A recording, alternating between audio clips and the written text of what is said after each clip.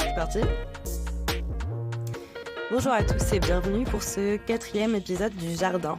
Aujourd'hui, on se retrouve pour discuter d'Addipso, l'agence dans laquelle on évolue tous les jours. Et nous avons comme invité Jean. Est-ce que tu pourrais te présenter, s'il te plaît? Bonjour tout le monde. Moi, c'est Jean, donc Jean Crusoe. Je suis le fondateur d'Addipso, agence que j'ai créée en 2004. On y reviendra un peu plus en détail tout à l'heure. À titre personnel, je suis père de 2 enfants, marié depuis bientôt 25 ans. Donc voilà, je fais du sport dans mon temps libre, comme du tennis par exemple. Et pour le reste, un peu de musique, dès que j'en ai le temps. Ça marche. Merci beaucoup pour cette description détaillée. Je propose qu'on enclenche directement sur le premier sujet. Alexis, je te laisse la parole. Oui, du coup, comme on va parler d'Addipso de manière générale, et on a le fondateur directement, est-ce que tu peux faire un historique, on va dire, d'Addipso parce que ça fait 20 ans maintenant, mais il s'en est passé beaucoup de choses. Effectivement, alors 20 ans, il s'est passé, comme tu le dis, pas mal de choses. Donc j'ai essayé de retracer un petit peu dans les grandes lignes l'histoire d'Addipso. Donc tout a commencé en 2004, ce que j'appelle la genèse. En fait, ça part de la rencontre entre 2 amis, donc un de mes amis puis moi-même, qui décide à un moment donné de se lancer dans une aventure entrepreneuriale. Donc ça part de rien. Moi, j'avais fait des études dans l'informatique, dans la direction artistique, dans la vidéo, et lui, il avait une formation plutôt dans la logistique, donc rien à voir avec le métier du digital. On avait tous l'envie, en fait, de démarrer quelque chose de rien, et donc une entreprise qu'on a appelée Addipso.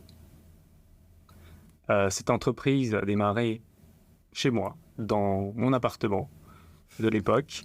Je m'étais fait un petit bureau, j'avais fermé, alors je fermais la porte le week-end, histoire quand même de couper un petit peu. Mais sinon, voilà, j'avais qu'à descendre un étage et puis j'étais au bureau. Et puis, quelques mois après, finalement, on a cherché des bureaux dans une pépinière d'entreprise qui était proche de Strasbourg. Et c'est là que tu as commencé. Tu as commencé en télétravail, en fait. J'ai commencé déjà, effectivement, en télétravail. Ouais, exactement. Il y en a beaucoup qui commencent comme ça. Dans un garage, dans une pièce. C'est ça. Ensuite, donc, de 2004 à 2010, ça a été une phase de découverte, puisqu'on a tout dû apprendre de zéro. On n'avait pas de formation de gérant, on n'avait pas de formation d'RH, on savait faire des sites internet, avec peu d'expérience, puisqu'on était quand même dans les premières années du digital. Les premières agences avaient 4-5 ans de plus que nous, mais on n'avait pas encore toute la documentation qu'on connaît aujourd'hui, toutes les vidéos, tous les tutoriels, donc on a dû faire un petit peu en lisant certains bouquins, et puis en apprenant sur le terrain finalement. On partait de rien, et avec pas grand-chose. Et à cette époque-là, qu'est-ce que c'était votre... Alors j'ai 2 questions. Qu'est-ce que c'était votre objectif? Et à quel moment vous avez eu les déclics de vous dire ok, on lance quelque chose? Alors, l'objectif, je pense qu'il n'y avait pas un objectif très précis, si ce n'était de dire on va faire un truc ensemble. Je crois que ça, c'est un peu aussi les débuts de l'histoire d'Addipso, c'est de dire, c'est pas une aventure individuelle où il y a un patron qui décide, tiens, j'ai une super idée, je vais monter mon business de manière assez autonome. Ça a été plutôt de dire, tiens, on a des compétences complémentaires et pourquoi pas tenter un truc ensemble. Donc, il n'y a pas d'objectif défini, si ce n'est quand tu crées une entreprise, ton objectif, c'est quand même, à un moment donné, faire du profit, il faut gagner de l'argent, te développer, embaucher, voilà. Ça, c'est forcément tout entrepreneur qui se lance dans le business, a cette approche, a ses attentes. Mais le moteur était plutôt de dire, on va faire un truc ensemble et on va s'éclater. Ok. Et j'ai encore une question. Désolée, je sors totalement du cadre. Est-ce que l'entrepreneuriat, c'est quelque chose dont tu as toujours eu envie? Alors, c'est quelque pas chose du qui tout. Ouais, ça t'est tombé dessus? Pour la petite anecdote, quand je me suis marié, on était chez le notaire avec ma femme, et puis le notaire me demande, est-ce que tu penses un jour monter ton entreprise? Ouais. Parce qu'en fonction de ta réponse, on va t'orienter vers un contrat de mariage plus ou moins adapté. Et donc à ce moment-là, j'ai dit non, pas du tout, c'est pas du tout dans les ambitions de monter mon entreprise. 2 ans après, je montais mon entreprise. Et j'ai toujours un contrat qui n'est pas adapté à ma situation. Ça marche. Je te laisse continuer du coup. Oui, donc voilà. Bon, ça a été les années, effectivement, où on a grandi, on apprenait un peu sur le terrain, avec une croissance assez faible, puisque, encore une fois, on n'avait pas d'expérience, et donc on n'avait pas de commerciaux non plus. Donc on faisait un petit peu avec ce qu'on avait. La difficulté d'une entreprise qui démarre, c'est de trouver ses clients. Donc on démarre avec des petits clients de type coiffeur, petite société de transport. Les connaissances. Voilà, des connaissances, des associations. Donc c'est des petits projets, mais bon, en tout cas, c'est des projets qui nous ont permis de nous développer. Après, en 2010, ce que j'appelle la transition, ça a été une période un peu difficile, puisque c'est un changement de direction, où je me sépare de mon associé historique, qui initialement était un ami, pour plusieurs raisons que je ne veux pas détailler aujourd'hui. Mais ça nous a mené à des nouveaux challenges. Et c'est aussi été le moment où finalement j'ai eu 2 nouveaux associés, donc Yann et Jérôme. Donc Yann qui me suivait un petit peu depuis quelques années, puisqu'on avait fait une partie de nos études ensemble, et puis Jérôme qui était un stagiaire, puis apprenti, puis CDD, puis CDI, qui à un moment donné, très discret à l'époque, qui disait, toujours aujourd'hui, mais toujours bien présent, et qui me dit, je suis intéressé pour acheter des parts. Okay. La situation, il faut comme la rappeler, des créances clients, fournisseurs, donc on ne payait pas nos fournisseurs, on ne payait pas les impôts. Je ne suis pas fier, mais c'était le constat. On s'était séparé les rôles, mon associé et moi-même, moi plus dans la technique, dans le développement, lui plus sur les aspects de géance et commercial. Mais quand j'ai constaté effectivement cette situation, on avait perdu la confiance et donc c'était important de passer à quelque chose d'autre. Donc on se retrouve avec plus beaucoup d'argent sur les comptes, à devoir racheter ses parts, se séparer avec beaucoup d'affectifs en jeu parce que liés à notre passé, et puis une incertitude sur l'avenir. Qu'est-ce que sera l'Ipso demain ? Moi, j'ai jamais été directeur gérant. J'ai jamais fait de commercial, j'ai jamais fait de business plan, de machin, puisque moi j'étais purement dans la technique. Donc, on se dit, avec Yann et Jérôme, on se dit, qu'est-ce qu'on fait ? Soit on met la clé sous la porte, soit on prend le risque d'investir dans cette société, et puis de voir ce que ça peut donner. Donc, c'est ce qu'on a fait. Et Jérôme a mis, je crois, à peu près l'équivalent de 6 mois de son salaire en jeu. Okay. Moi, je n'ai pas pris de salaire pendant 6 mois parce qu'il fallait éponger des dettes, il fallait racheter les parts. Donc, on est parti vraiment avec pas grand-chose, un nouveau départ où il fallait tout réapprendre, puisqu'effectivement, les rôles étaient redistribués. Et on a eu des nouveaux challenges à affronter, qui étaient de dire, maintenant, on avait aussi signé des contrats où on ne se sentait pas forcément à l'aise par rapport à ce qui était signé et ce qu'on devait réaliser. Donc, il y avait pas mal de choses bancales à l'époque. Mais on va dire qu'en 1 an, on a su sortir la tête de l'eau. Et la preuve, c'est que 4 ans après, donc en 2014, on a acheté nos bureaux à Strasbourg. C'est-à-dire que les banques nous ont fait confiance. C'est-à-dire que nos clients, en 4 ans, ont continué à nous faire confiance. Et on a su prendre un nouveau départ et devenir la Dipso qu'on connaît un peu aujourd'hui. En tout cas, les prémices de la Dipso d'aujourd'hui. Bon, 1 an, au final, c'est assez rapide, je trouve, pour la situation. C'est rapide pour la situation. Quand tu es dedans, c'est très long. Ouais. Ça pose plein de questions. C'est anxiogène parce que, en fait, l'avenir est tellement incertain que c'est un acte de foi, quelque part, où tu te dis, on y va, et puis on verra bien ce que ça va donner. Vous étiez donné une durée de... Parce que tu peux te lancer là-dedans et si ça peut ça peut prendre 6 ans comme 1 an. Ouais. Des fois, il faut savoir arrêter ou demander. Ouais, on vivait un peu au jour le jour, à se dire, aujourd'hui, la situation est telle qu'elle. On avait effectivement 6 mois. J'avais négocié avec les impôts pour rembourser en 6 mois les arriérés. Donc, on avait une échéance quand même assez courte de se dire, il faut qu'on remonte la pente en peu de temps. Puis, à côté de ça, il fallait payer des salaires, il fallait payer un loyer, Donc on n'aurait pas pu tenir comme ça 5 ans, ça c'est certain. Puis je pense qu'on se serait tous essoufflés bien avant. Oui. Donc, mais la reconnaissance de nos clients fidèles, des nouveaux clients qu'on a pu acquérir dans cette même période, finalement, a été aussi un encouragement.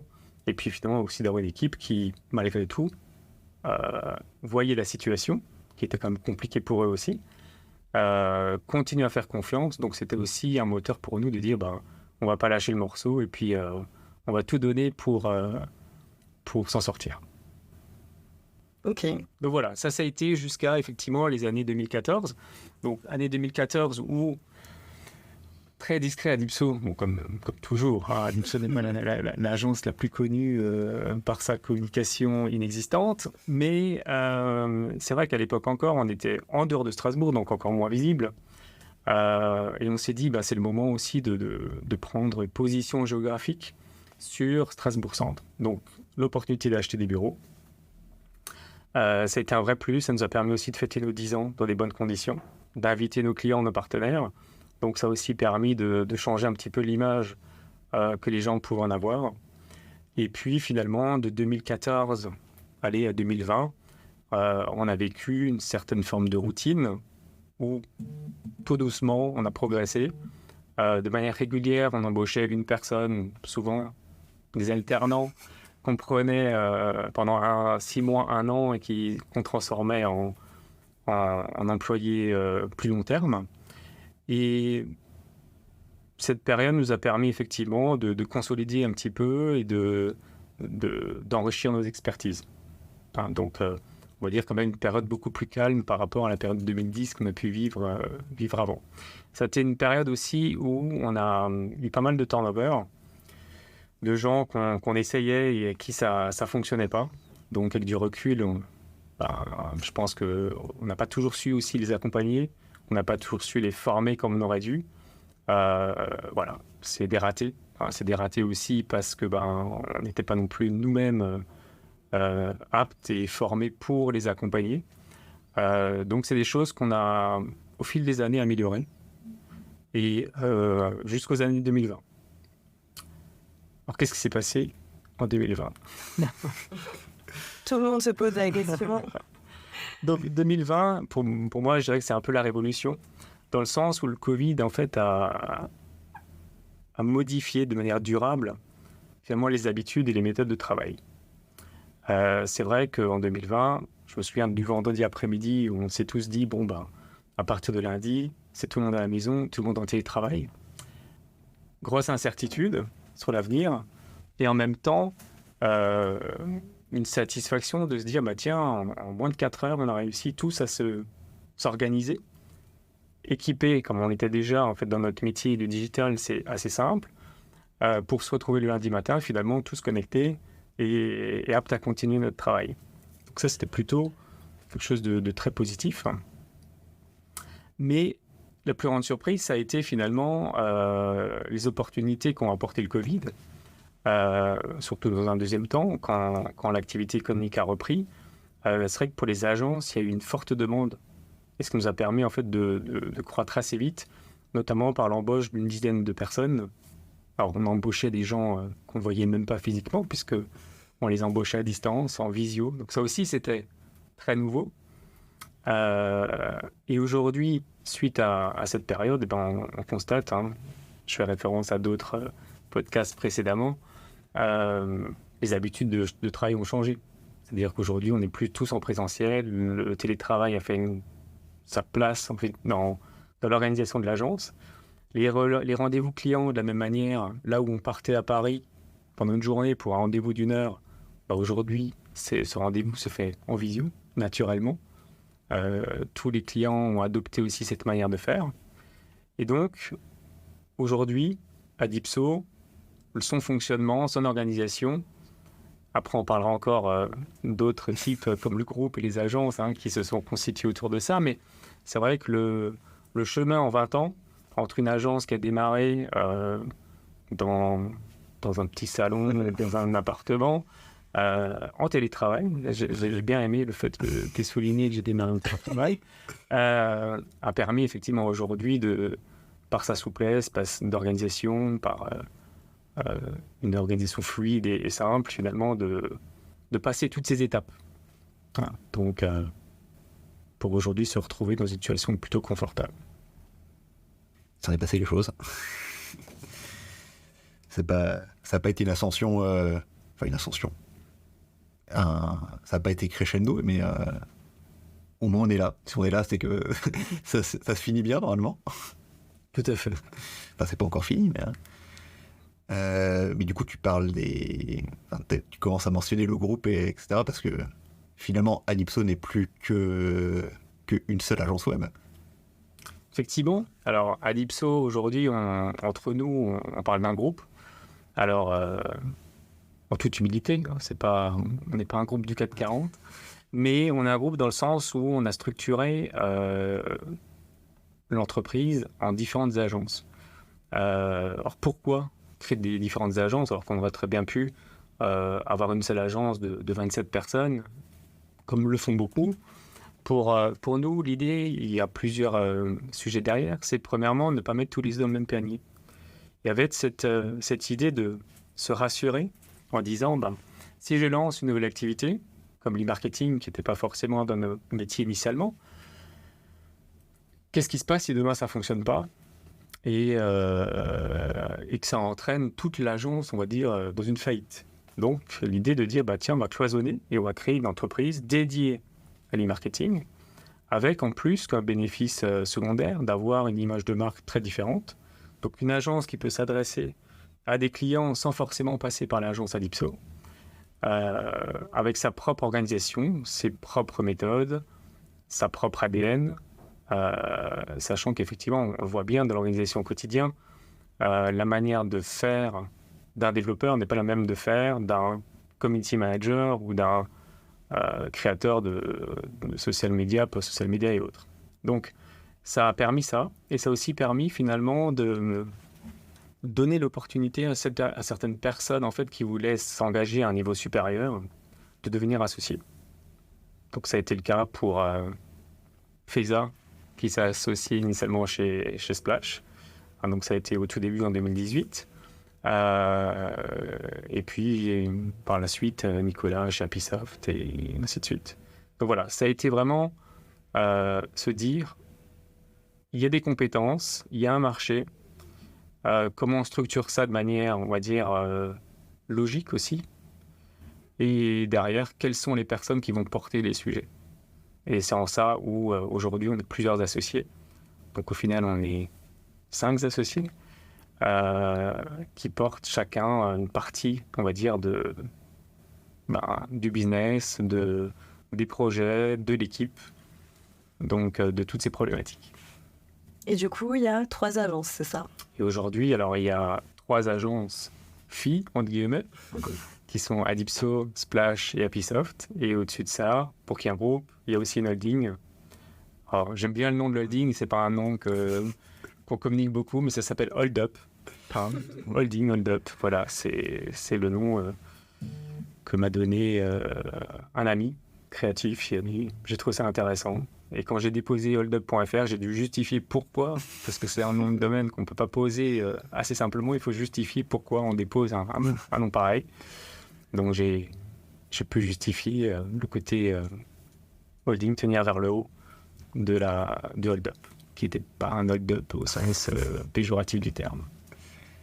Mais du coup, en termes général, on parle du groupe Addipso si on parle du groupe en général et des 3 agences, quoi. On parlera plutôt du groupe d'Addipso, parce que Addipso aujourd'hui a quand même 20 ans, et c'est Addipso qui a la notoriété la plus forte aujourd'hui. Et au-delà, effectivement, du nom de la marque, il y a une volonté groupe d'avoir un fonctionnement similaire dans toutes les agences. C'est-à-dire les valeurs sont partagées, c'est-à-dire les bureaux sont partagés, les équipes travaillent entre elles, quand bien même elles sont plutôt spécialisées dans certains domaines, mais il y a quand même des ponts qui se font entre les différentes structures. Il y a des équipes transversales, il y a un management commun. Donc c'est pour ça qu'on parle d'un groupe, plutôt que de dire on a 3 entreprises qui cohabitent. Enfin, c'est plus que de la cohabitation.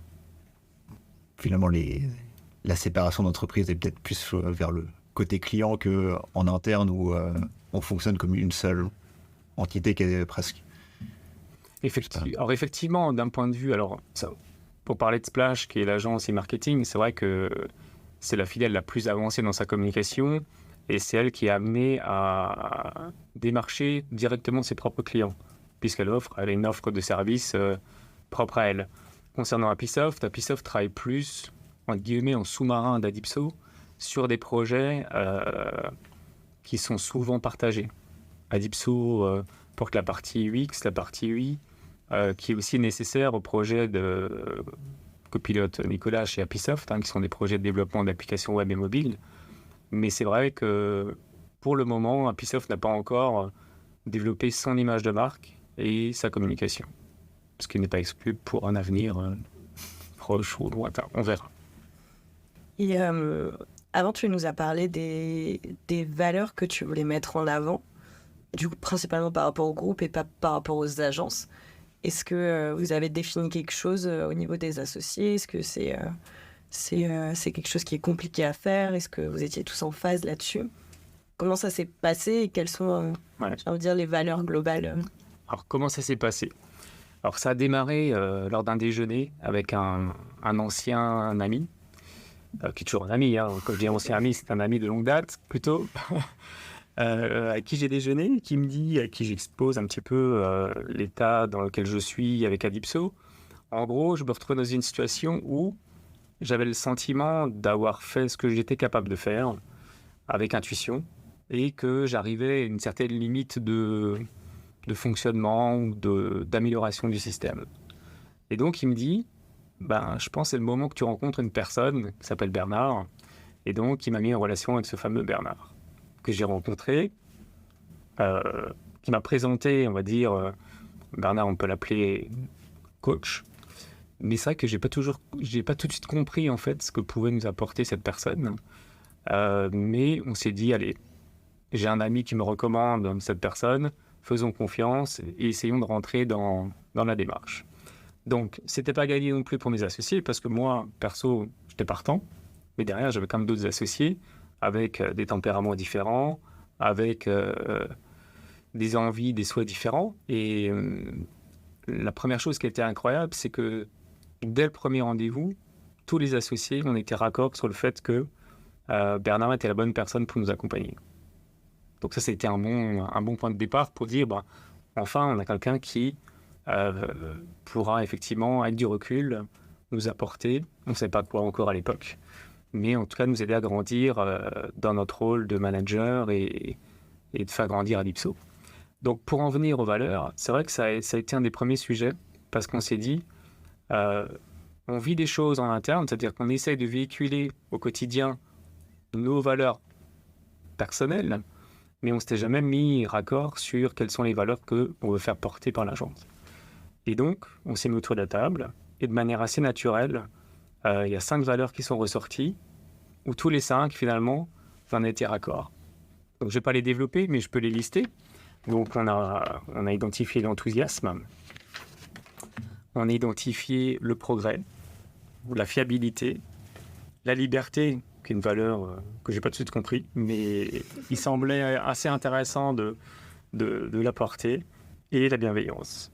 La bienveillance dans le sens veiller au bien, et pas juste, tout le monde est gentil, tout le monde est... On n'ose pas dire les choses, voilà, c'était vraiment dans ce sens-là. Donc, ça a été notre première étape de dire, on a des valeurs, et comment maintenant on utilise ces valeurs dans le fonctionnement de l'agence. Ça a été de dire, pour chaque situation qui se présentera, se référer à ces valeurs et regarder effectivement, via le prisme des valeurs, si la situation répond aux valeurs ou pas. Ça peut être dans un client, ça peut être dans une situation interne, ça peut être dans un choix stratégique, ça peut être à différents niveaux, mais de se dire effectivement ces valeurs sont un garde-fou en quelque sorte, quelque chose auquel on peut se référer dans toutes les situations. Donc ça, c'était une première belle étape. Ça nous a déjà permis de nous réunir dans une même direction. Alors, c'est pas encore la vision à ce stade-là, parce que c'est quelque chose qui est pas évident qu'il faut faire mûrir, pas évident à verbaliser non plus. mais c'était un bon point de départ. Et de là, on a essayé de travailler autour de ces valeurs pour justement améliorer les choses. Comment on se structure en interne, comment on implique les équipes en fait dans la vie de l'entreprise. Des choses qu'on avait un petit peu en nous, mais qu'on ne savait pas du tout organiser. Et c'est pour ça qu'on a aussi démarré avec les équipes, ce qu'on a appelé les Smart Groups, où les gens ont pu participer à des ateliers d'échange libres, qui durent maintenant depuis un certain temps, avec des hauts débats, avec des gens qui sont plutôt intéressés, d'autres moins, qui vivent ça de plus loin. Mais voilà, ça a été une première démarche de notre part pour instaurer un nouveau moyen de communication dans l'agence et de laisser place à des opportunités de projets. C'est-à-dire des gens qui souhaitent amener des nouveautés dans l'agence ou proposer des activités comme que ce soit des activités propres au travail ou en dehors du travail comme j'aime bien le BDA. Le BDA, voilà, le BDA qui est le bureau des apéros. Alors, apéros, animation. On en parlera dans le prochain épisode. Donc voilà, et c'est là où on ressent la liberté de dire à un moment donné, effectivement, je parle sur votre couvert, mais normalement, et ici, chez Addipso, dans le groupe, les gens ont la liberté de proposer des choses. Et alors, tout n'est pas accepté, mais il y a cette liberté, en tout cas, qui est donnée à chacun de proposer des choses et éventuellement de les mener à bien. Comme ce podcast, finalement. Exactement. Voilà. Et à un moment, tu nous as parlé de vision. Est-ce que la vision, c'est la même chose que les valeurs? Quelle est la différence? Est-ce que c'était le même processus de création? Qu'est-ce que ça apporte? Plein de questions. Ouais. Alors pour la vision, ça a aussi été un exercice un peu plus difficile parce que tout le monde n'a pas en tête la même... ce qu'est la vision, en fait. C'est différent quand on s'inspire un petit peu de ce qui a été fait par ailleurs. Les visions des différentes entreprises sont très différentes. Okay. Donc il a fallu s'accorder sur quelle serait la méthode de création d'une vision. Qu'est-ce qu'une vision pour nous? Ouais. Donc c'est une destination, bien évidemment, mais c'est aussi un parcours. C'est jusqu'où j'ose l'excellence, parce que on peut dire la vision, c'est peut-être la meilleure agence du monde en 2025. Bon, peut-être rester réaliste aussi par rapport à ce qu'on est. Ah ouais, c'est pas ça, Nadine. Voilà. Et donc, ça a été un exercice un peu difficile, mais de la même manière, on s'est retrouvés au vert avec les associés. Et puis, on s'est entendu de manière évidente et fluide sur une vision que je peux aussi vous donner. Donc, c'est devenir une référence par notre expertise et notre modèle d'entreprise.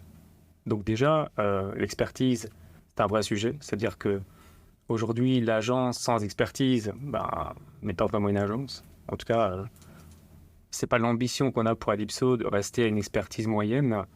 Donc, c'est vraiment de devenir une référence, c'est pas dire d'être les meilleurs, mais ça veut dire de proposer des expertises à nos clients qui soient au niveau des meilleurs aujourd'hui. Et notre modèle d'entreprise, c'est plus un petit peu là sur l'organisation, sur ce côté organique, vivant de l'entreprise. Ce qu'on essaie de vivre au quotidien tous ensemble. En apportant la meilleure expérience digitale. Là, on est un peu plus sur la partie UX, parce qu'on a aussi compris les dernières années que juste faire des sites internet, c'était pas suffisant, que le digital était une réponse à des besoins d'utilisateurs, et tout en partageant une aventure humaine épanouissante. Et ça, je crois que c'est une part de l'ADN d'Addipso, c'est ça. C'est-à-dire, on fait des sites web, mais ce qui nous anime au quotidien, c'est le partage de cette aventure humaine épanouissante. Alors bien sûr, on n'est pas une association, on est au travail, il y a les contraintes du travail, mais l'objectif, c'est qu'effectivement, dans ce cadre du travail, on puisse quand même prendre plaisir et s'épanouir et grandir, en fait, les uns avec les autres, avec nos clients. Parfois, c'est simple, parfois, c'est plus compliqué, mais c'est un petit peu ça, la vision qu'on a posée ce jour-là. La fin, ça rejoint un peu ce que tu disais au début de quand tu as fondé l'entreprise avec... ton ami finalement, de juste partager quelque chose ensemble et pas d'avoir juste un un directeur ou une direction qui impose bon, on a une idée, on fait ça et c'est parti, quoi. C'est tout à fait ça. Je crois que moi, ce qui me nourrit, c'est effectivement c'est de partager cette aventure. C'est-à-dire, j'aurais très bien pu décider au moment où je me suis séparé de mon ami, continuer tout seul, puis allez, hop, je fais la race de tout le monde et j'avance tout droit, tout seul, comme j'ai envie. Et en fait, ça n'a jamais été une motivation. Ma motivation, c'était de me dire, voilà, il y a Yann, il y a Jérôme, c'est mes associés, il y a les autres derrière, Gaëtan notamment, qui était aussi présent à ce moment-là, qu'il fallait donner un salaire. Et ça, c'était une motivation de dire, voilà, on a une bonne équipe, même si elle est petite, c'est le moment d'y aller et c'est le moment de donner tout ce qu'on a pour vivre quelque chose ensemble, quoi. Et parce que du coup, ça s'est fait, on va dire, en 2 étapes, entre les valeurs et la vision. Et qu'est-ce qui a fait que vous avez réfléchi à la vision dans un deuxième temps? Est-ce que vous avez l'impression qu'il vous manquait quelque chose ou comment c'est venu le fait de... En fait, encore une fois, on n'a pas suivi une école pour devenir patron ou directeur d'entreprise ou voilà.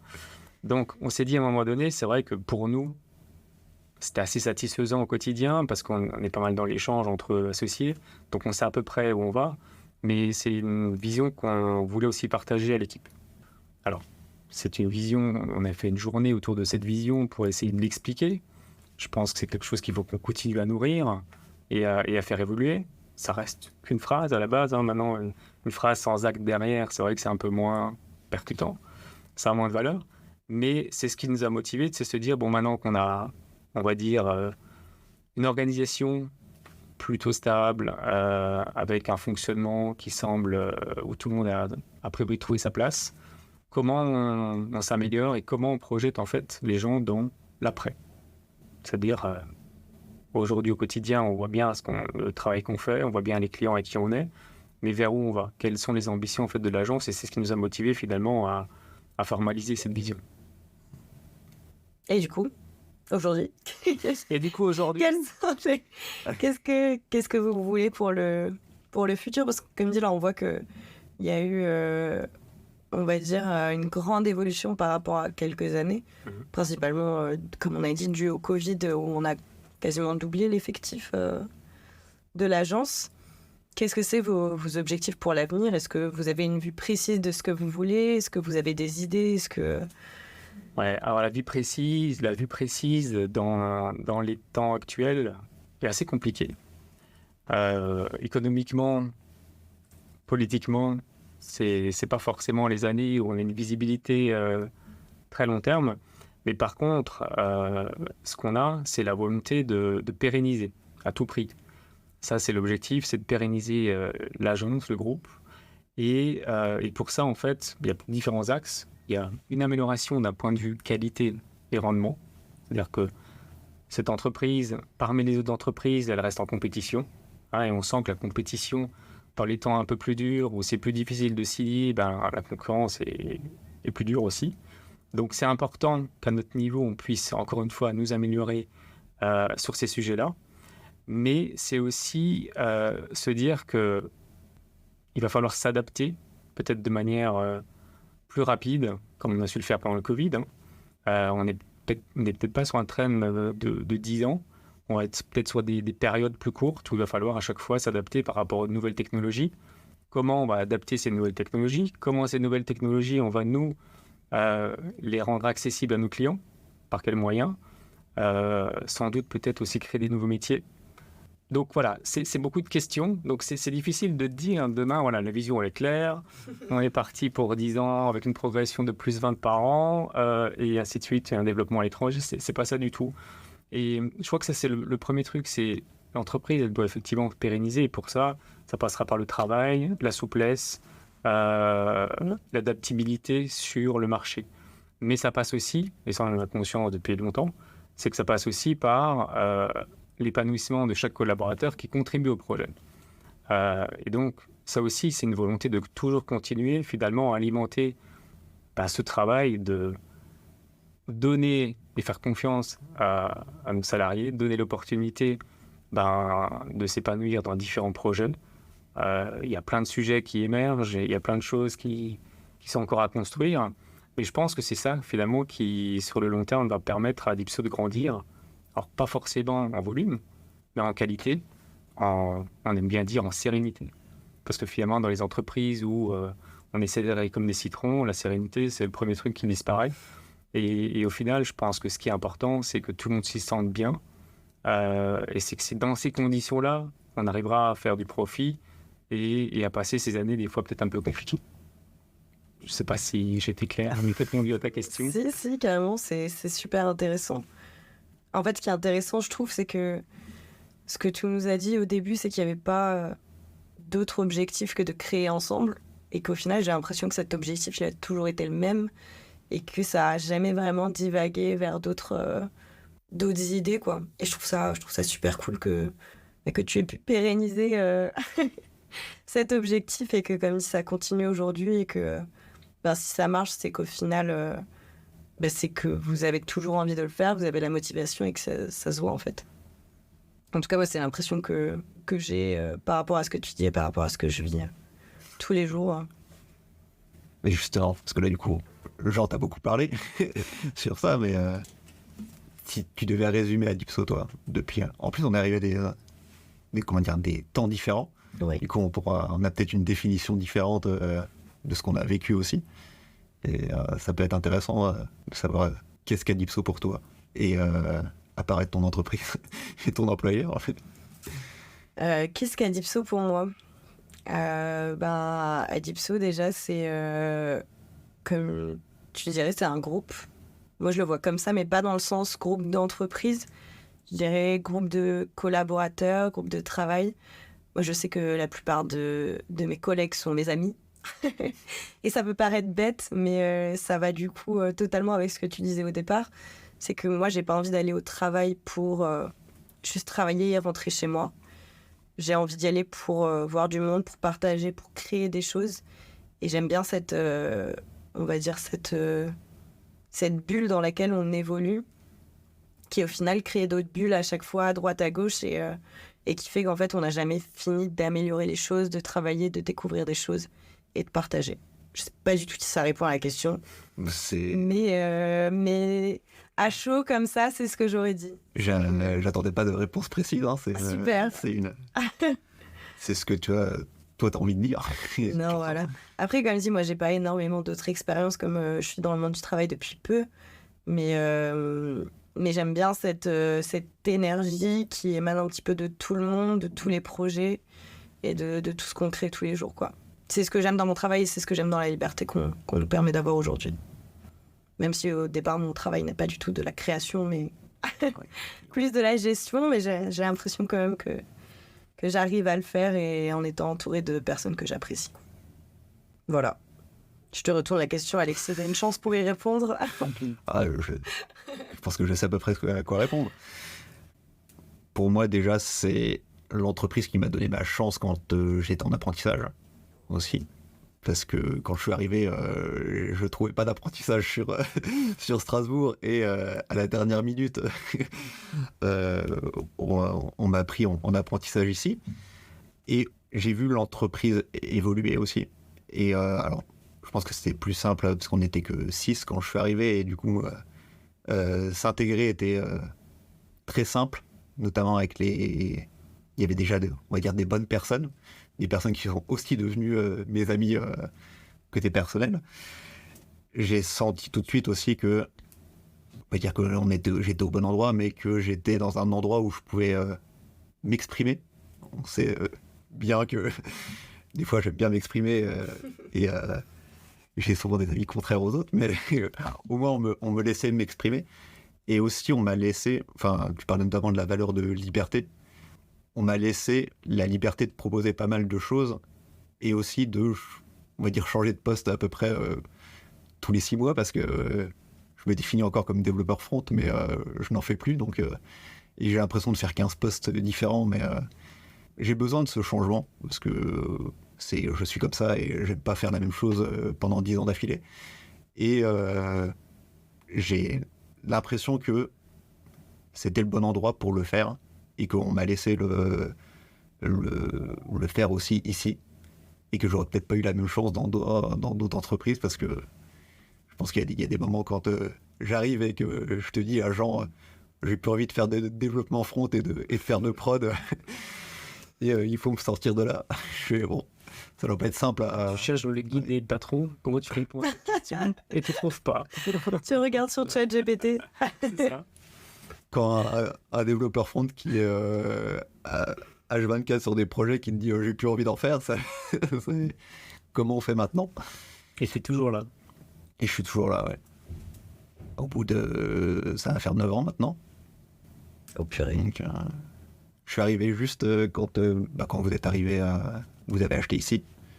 Parce que ouais, c'est 2015. Ouais, 2014 l'achat et 2015 on en arrivé.